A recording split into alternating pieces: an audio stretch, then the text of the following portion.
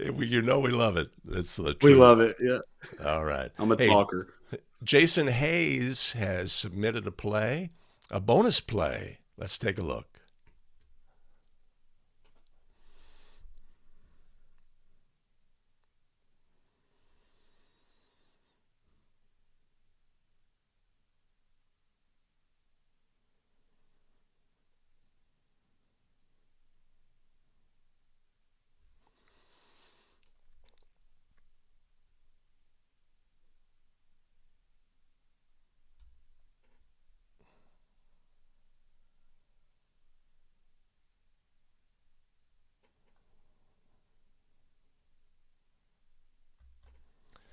That is a tough look from C. I'll tell you that much. Seaside drives are the toughest on crash plays. Toughest to get right. Let's see how long. Let's see. All right. Once the ball is passed over here, lead does kind of go to a close down position. I mean, let's start with that. Do you think he had enough time to rotate over there? I Well, he don't want to be certainly had enough super time to want to rotate over, right. right? There's no expression from the lead that's what they want to do or feel that needs to Right. be done. Right. That Uh, kind of little giddy up thing where you get in the close down position and you're like looking to go. We didn't see that. He was content with staying right there. yeah. Do we? Obviously we need to pick up the secondary defender here. Boy, it looks like he's looking right at it. But when you see this play, there's no call on the play, right? What jumps off to me is this play needed a whistle, right? Absolutely.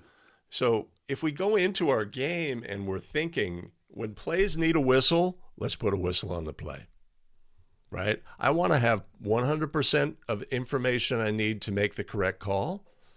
But if I only have 80%, I'm going to put a whistle on this play.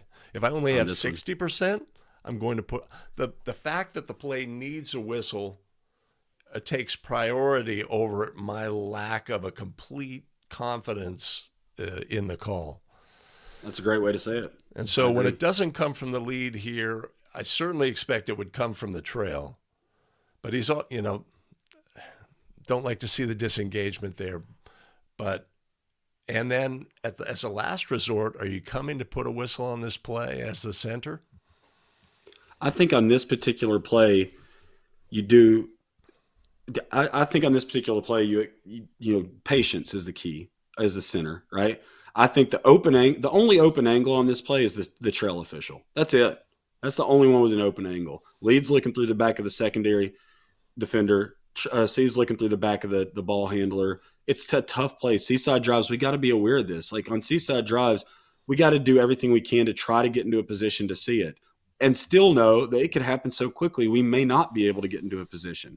So then we got to, but these plays, these kind of crashes right here, it leads to an easy putback layup. We have to have a whistle on this play. You'd love to see it, if the lead passes come from the trail, boop, boop, boop, nice cadence coming in there with authority and, hey, I've got this, this is going to be a charge, and so like coming in with that authority would be great from the trail. And listen, let's be honest, he's in a good position. The trail is low enough to where it's believable. Like if the trail was like I've seen some of our officials like Yeah. stay way high in Oh, the you're good, trail Phil. and stay planted or what. Yeah, on this play, he's in his home position, which by the way is not the 28-foot line in high school. It's the top of the 3-point arc. He's literally low. He's perfect. Great position on this. If you come in, you're super believable. Come in, boop, boop, boop, boop, and then ship it the other way, then that is going to be 100% believable. Center official, in my opinion, I believe he could have had something because this play needs a whistle. I think it's one of those, it needs to come from somebody. Yeah. It's got to come from somebody, in my opinion. We do have another look at the play from the opposite side. Same play. Let's watch the secondary. Yeah, he's there. I mean, barely. Yeah, If you it's watch the close. secondary defender the whole time, he establishes LGP prior to the airborne or the shooter leaving the floor. I mean, he jumps into position, jumps in, boom, he's there. So you got the cadence of boom, and then he's up. I think it charges the right call on this play, or would have been the right call on this play. those are tough, right? But if you watch the secondary defender, you got your eyes in the right place. It makes it a little easier. But this one's still tough. But we can see that was the trails look right there from a higher point of view. Yeah. But that's the trails look right there. Boom. Yep. I mean, you got like, that's a great chance for you to come in and show. And listen, if you got an evaluator watching your game on this game and you're the trail and you come in, your evaluator should know enough to know this is a really tough look for the lead in the C or the L in the C, right? And they know that you should have the open angle on this play as the trail. This is a great chance for the trail to come in and show what he's been working on. Yeah. You know, what we've been working on. I'm talking about me now. I'm using myself as an example. Yeah. One of the things in my black book is my whistle control from the outside positions, you know, my cadence whistles, the timing of my whistles to show how like professional timing. I want to get it perfect. I want to have just enough patience and then come in when I have to. And even my body movements, I want to take a few steps in while I'm doing this, calling this play from the trail. This is the time as a trail that I've been waiting for and preparing for. This is my time to shine. This is in front of my evaluators to show I can be professional on this. I can come in and get a call that needs to be got, right? I can get it right, and I can do it with the perfect timing on my whistle. Boop, boop, boop, boop. I'm coming in to get this, and then I'm sending it. That shows your evaluators, shows your supervisors that this guy, this girl knows what they're doing. Yeah, you're going to get high marks. You're going to get high marks. You come in late on a play that needs a whistle, right? And you come in with strength and certainty and willing to own the fact that, yes, the whistle came very late. Yes, but we got the call correct. Right. It's like you get nothing but flowers in that situation from those in the know. You know, the game appreciates it, as we like to say. This is a good play, though. And I'll tell you this, going back to Seaside drives being so tough, the worst call that I had all season this year, and I had 3 that were dreadful calls. I'll be honest with you. 3 that were just dreadful.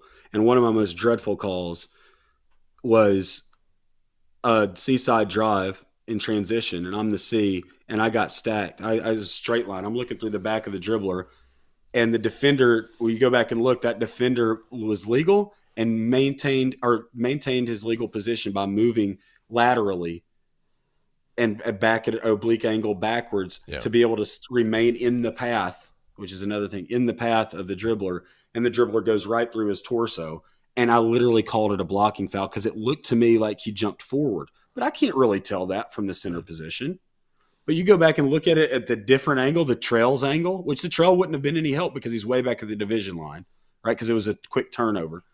But it was the worst. It was one of the worst, top 3 worst calls of my season last year when you go back and watch it on film. And I even admitted to the coach that questioned me about that call. I admitted to him, Coach, there's a really strong chance that you have a great point on that. There's a really strong chance I missed that. Seaside drive is tough, but I got to get that one right.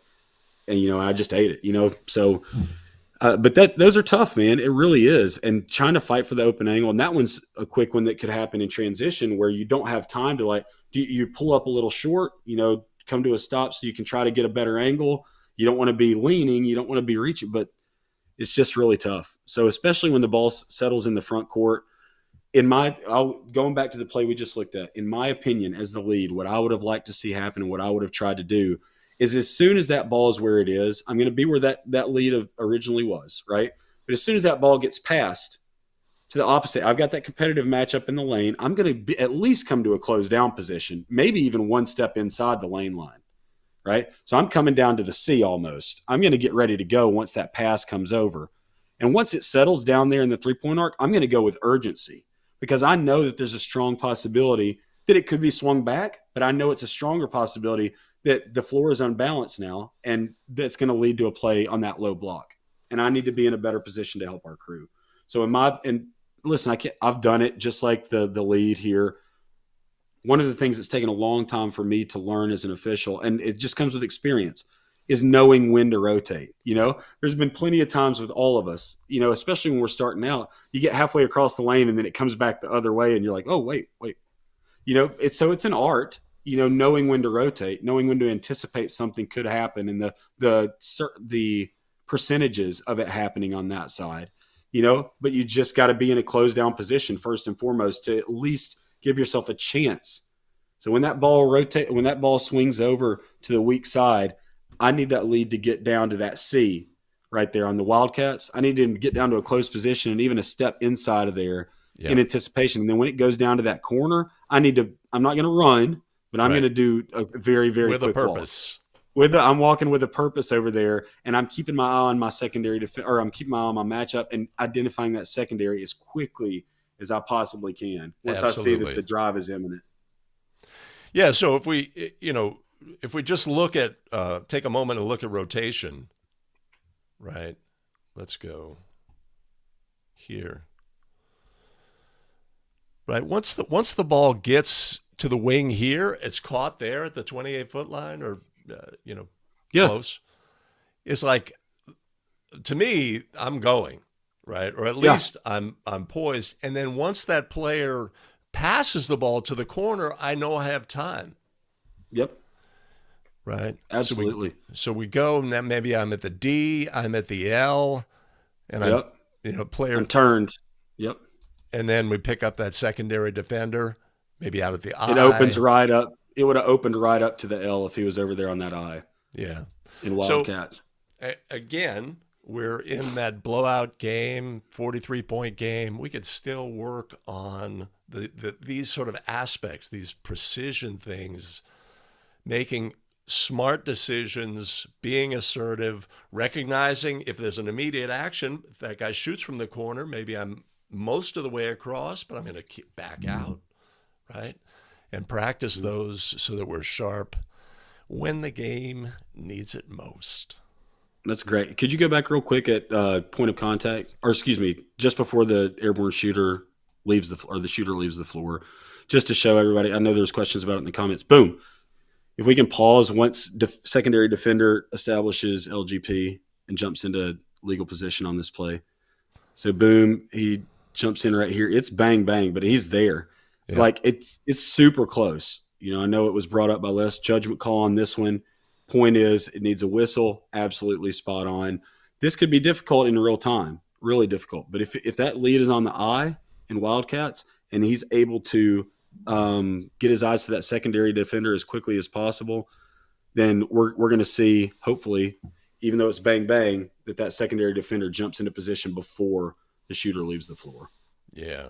And Jason told me in this game, just prior to this, there was a block charge play that was, let's say it was obviously a charge and it was ruled a block. Okay. And to me, that's like something I'm carrying as the center here as well on this play is, what's happened in the game so far, et cetera. So. Yep. All the things, right? All the things. And that's why at the end of the game, we are exhausted. Yep. I mean, listen, so judgment calls, gray area plays, stuff like that are not black and white. That's where we earn our stripes. You know what I mean? That's where we make our quote unquote make our money. That's what separates the great officials from the good officials, and that's matching calls, like matching plays, being able to maintain or process that information and keep it handy in the back of your mind for recall when you need it. So knowing what your partner just called on the other end, knowing, having an idea of whether or not that was the correct call, just all of those things. So that's what separates the great from the good. So good points. That was a good play. Yes, it was a great play. I mean, there's, a lot of stuff going on. A lot of stuff. All right, Chip. So I am going to let you go. I appreciate you joining us today for a 5 Play Friday.